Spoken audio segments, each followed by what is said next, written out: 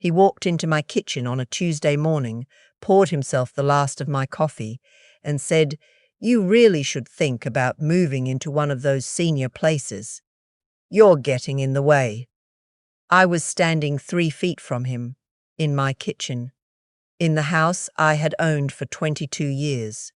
I didn't say anything. I poured the rest of the water into the sink, rinsed my mug, and walked back to my bedroom.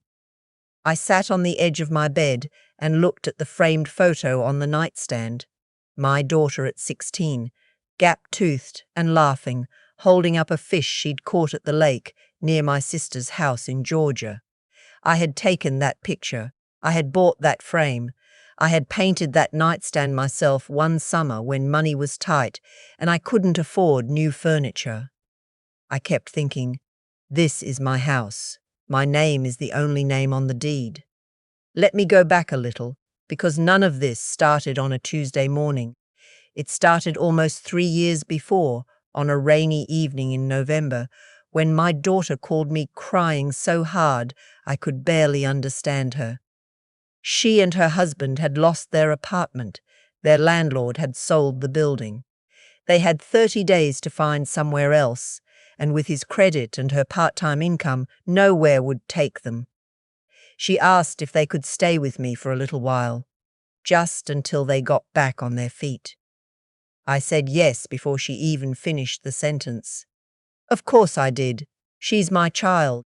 My daughter Renata and I had always been close, or at least I believed we were.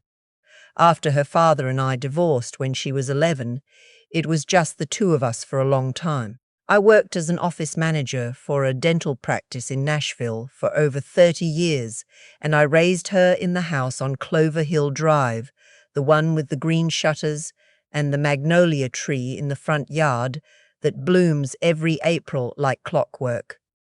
I retired 2 years before they moved in. I was 63. I had my routine, my garden, my Thursday morning book club, my neighbor Dottie who came over most Fridays, and we'd watch old movies and argue about which ones held up. I was content. I was genuinely content with my life. Her husband, I'll call him my son-in-law. His name doesn't matter much to this story, but I'll tell you who he was. He was 34 years old, tall, good-looking in a way he knew too well, and he had an explanation for everything. Why he'd been let go from his last job. The company was toxic. Why they hadn't saved any money. The economy was stacked against people their age. Why the apartment fell through. The landlord was crooked. There was always a reason, and the reason was always outside of himself. I noticed this early, but he was charming when he wanted to be, and my daughter loved him, and so I told myself to stay in my lane. When they arrived, I gave them the guest room, the larger of the 2 spare bedrooms, the one with its own bathroom. I cleared out the closet. I bought a new mattress.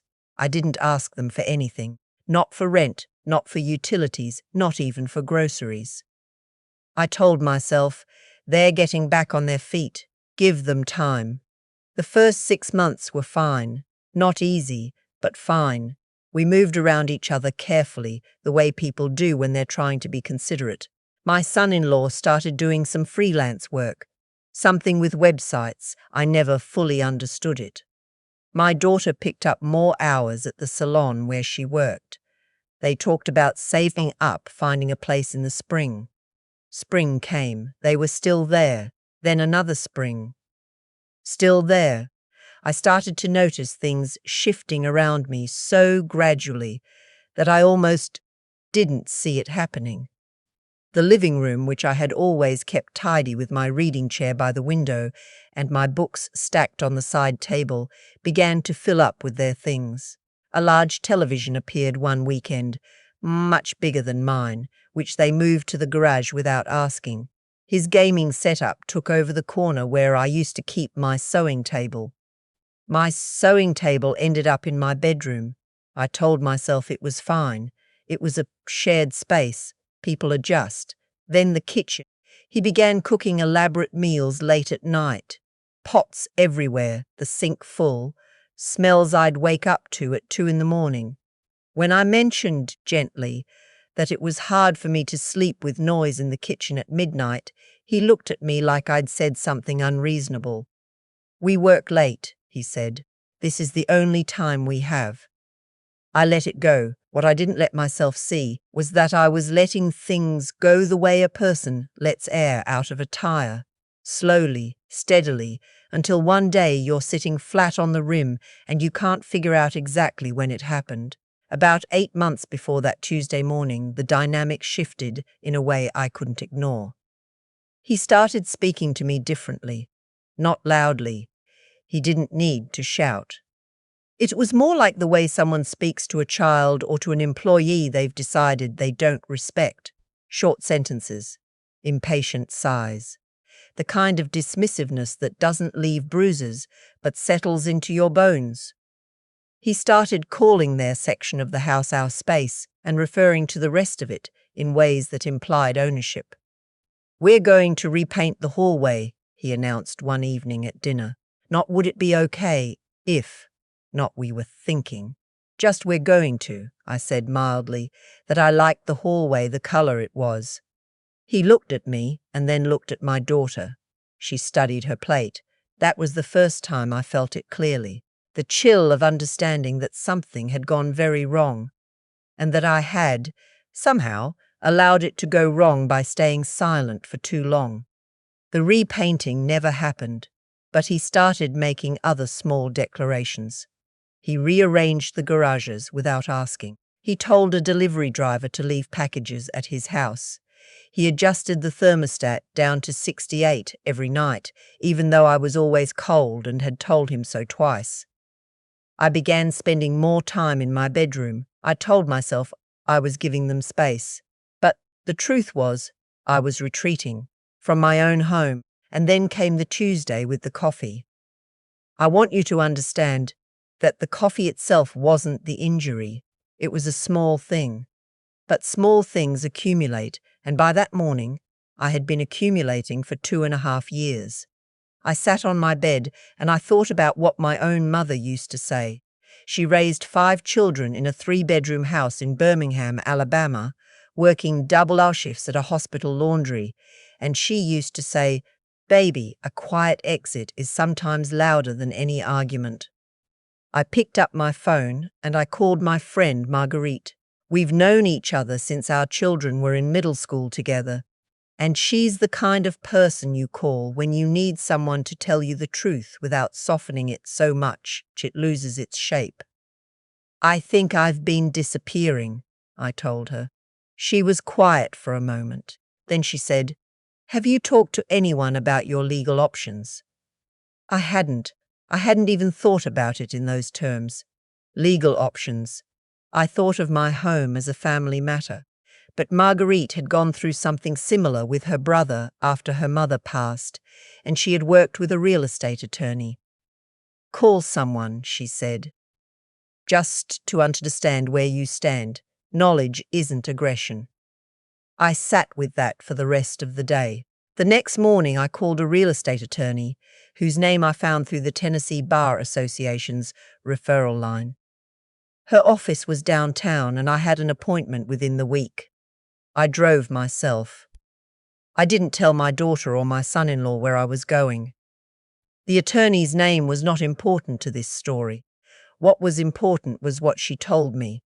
She told me that as the sole owner of the property, I had the full legal right to ask anyone living in my home to leave, because there was no lease, no written agreement, no money exchanged. My daughter and son-in-law were considered guests under Tennessee laws, not tenants.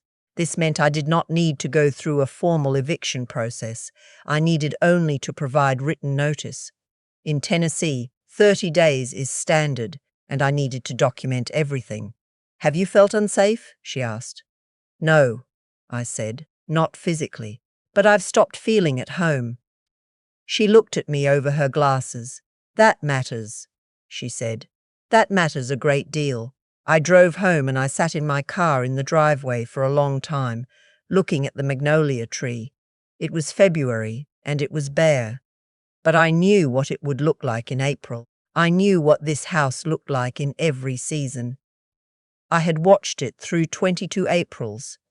I went inside, and I made myself a cup of tea, and I sat in my reading chair, the one that had been pushed into the corner to make room for his gaming equipment, and I thought about what I was going to do, not whether I was going to do something. That part I had already decided, but how? I didn't want a confrontation. I want to be honest about that because some people think staying calm means you don't care, or that you're weak. I stayed calm because I had been in enough hard moments in my life to know that raising your voice rarely changes the structure of a situation. Only action changes structure. The following Monday, I drafted a letter. I sat at my kitchen table with a cup of coffee I had made myself, a full pot, as much as I wanted, and I wrote it by hand first and then typed it on my laptop. It was not a mean letter. It was not an angry letter. It stated the date, stated the address, stated that I was the sole owner of the property, and stated that I was requesting that both my daughter and her husband vacate the premises within 30 days. I included the date by which they needed to be out. I thanked them for their time in my home and wished them well. I printed 2 copies. I signed both. Then I called my attorney and told her what I had written. She said it covered everything necessary and advised me to have it hand-delivered, so it was documentation of receipt. I did not deliver it myself. I hired a process server. I want to explain that decision because I know some people will find it harsh. My son-in-law was not a man who responded well to conversations he didn't control. In the past, when I had tried to raise small concerns, the late-night cooking, the thermostat, the sewing table, he would speak over me, redirect to my daughter, or simply leave the room. I had learned that direct conversation with him was not effective. I needed something he couldn't talk over or redirect, something official, something with a receipt. The process server arrived on a Thursday afternoon.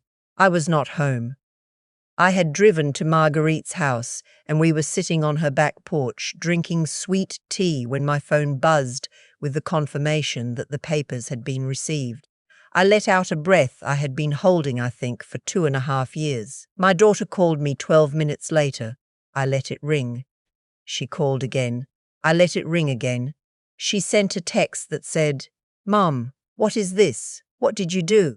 I waited until I was calm and ready, which was about an hour later, and then I called her back.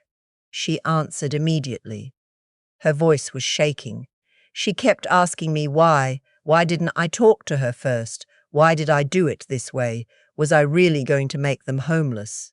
She was crying and talking fast, and I could hear him in the background saying things I couldn't quite make out. I let her finish. I waited until there was a pause, and then I said, as clearly and as gently as I could, "Baby, I have been talking to you for 2 years. I don't think you heard me. Maybe you'll hear this." She went quiet. "I love you," I said, "and I need my home back. You have 30 days, and if you need help making a plan, I will help you. But the date on that paper is the date." She hung up. "I won't tell you that didn't hurt.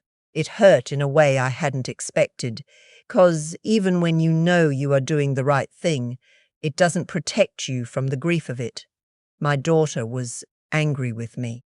The person I had given up the most for, the person I had restructured my entire life around for 3 years, was angry at me for wanting my own house back. I stayed at Marguerite's that night. I cried a little, which I'm not ashamed to say, and then I got up the next morning and drove home. My daughter had tried to call again. My son-in-law had not. Over the next 2 weeks, I watched them pack. It was quiet and strange, living alongside people who were angry at you in a house that was yours.